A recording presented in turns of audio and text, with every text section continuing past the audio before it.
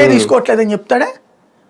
అదేదో అప్పట్లో చెప్పినట్టు అమరావతిలో భూములు అమ్మేసి అప్పులు తీర్చేస్తామని చెప్పారు కదా, అట్ట ఏమైనా తీర్చారా?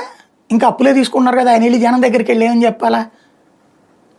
లేదు, ఆయన పేరేంది ఇప్పుడు కార్మిక శాఖ మంత్రి ఉన్నాడు, 8 గంటల పాటు మనకి ఇప్పటిదాకా ఉన్నటువంటి పని దాన్ని తీసుకెళ్ళి 12 గంటలు చేస్తున్నారు.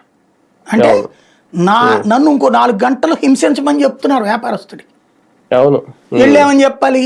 బా మీ గుమస్తాలందరినీ బాగా ఏడిపెత్తున్నారు నేను అని చెప్పి ఆయన వెళ్ళి ఆ గుమస్తాలు ఓకే చేయించాలా? ఓనర్ దగ్గరికి వెళ్ళి చెప్తే హ్యాపీ, 12 గంటలు పిండుకో నువ్వు నీ ఇష్టం అని చెప్పినందుకు. కానీ ఓటర్లు ఎవరు ఎక్కువ ఉన్నారు? నీ శాఖ ఏంటి? కార్మిక శాఖ. ఆ కార్మికుడికి మంచి జరిగిందా, నష్టం జరిగింది?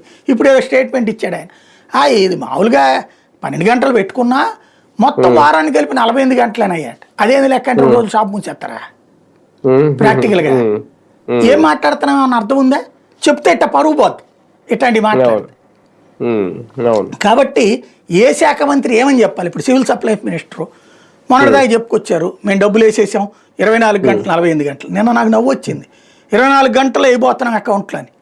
24 గంటలు 24 గంటల క్రితం తీసుకున్న సరుకు కాదు అది, 3 నెలల క్రితం తీసుకున్న సరుకు ఇప్పుడు 24 గంటలు డబ్బులు వేస్తారట.